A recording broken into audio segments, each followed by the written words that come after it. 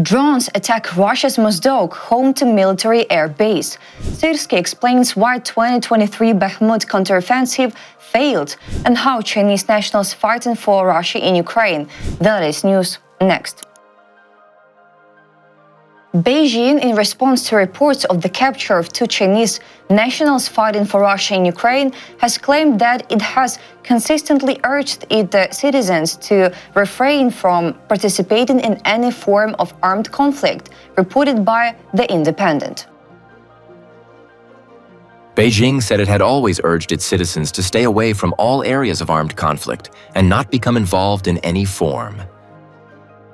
Beijing also added that Kyiv should be wary of China's constructive role in bringing about peace in Ukraine. About background, on the 8th of April, President of Ukraine Volodymyr Zelensky reported that Ukrainian troops in the Donetsk region had captured two Chinese citizens who were fighting in the ranks of the Russian military. Zelensky also noted that he had instructed Ukraine's Foreign Minister Andriy Sybiha to urgently contact Beijing to determine how China intends to respond. Ukraine's Foreign Minister summoned the Charge d'Affaires of China in Ukraine, seeking an explanation regarding the involvement of Chinese nationals in combat on Russia's side.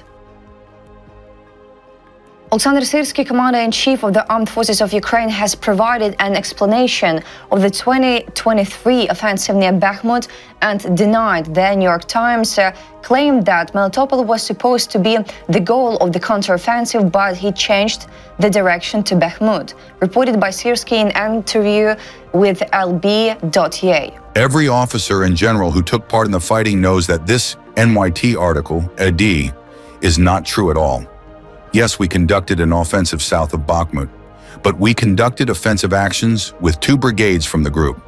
If we had 5 brigades, I think both Bakhmut and Soledar would have been liberated.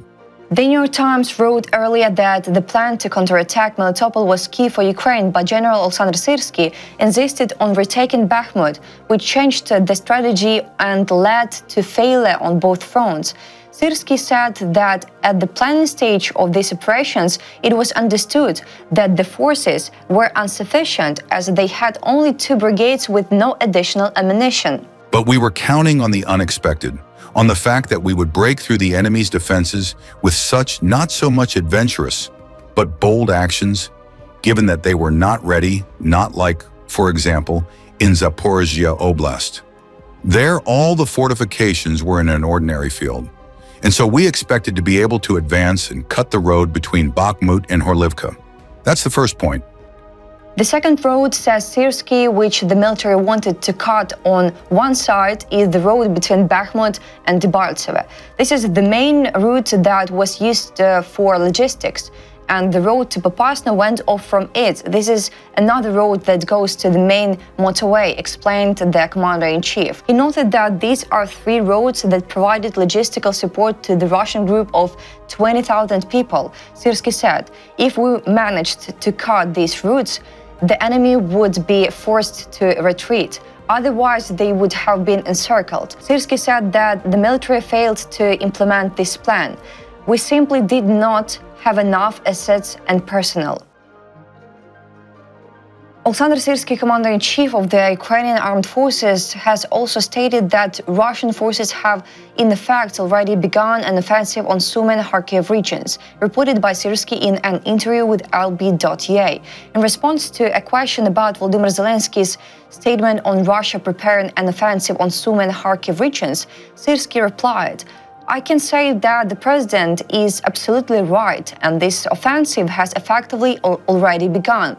Syrskyi said that this is evidenced in part by the fact that for nearly a week there has been a near 2-fold increase in Russian offensive operations across all major directions. The Russian Defense Ministry has claimed that there has been a large-scale Ukrainian drone attack on Russia on the night of the 8th to 9th of April.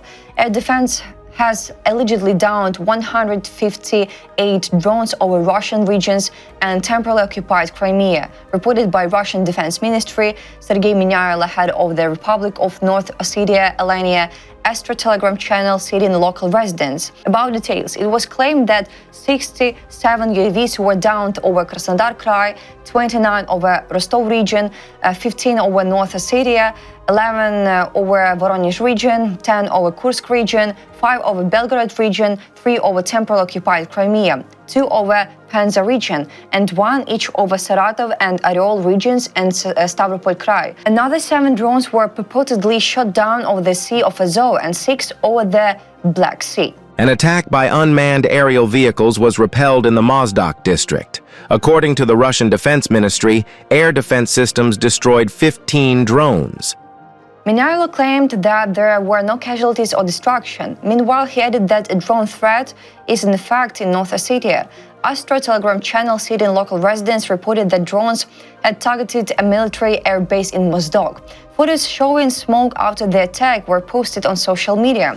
The consequences are not yet known. However, Astro wrote that it had geolocated the photos with smoke and concluded that the footage had been taken near the Palace of Culture on 50th anniversary of October Square, which is approximately 6 kilometers from the air base. For reference, the MRG-31K and 2 aircraft used in many attacks on Ukraine usually take off from the Mozdok air base.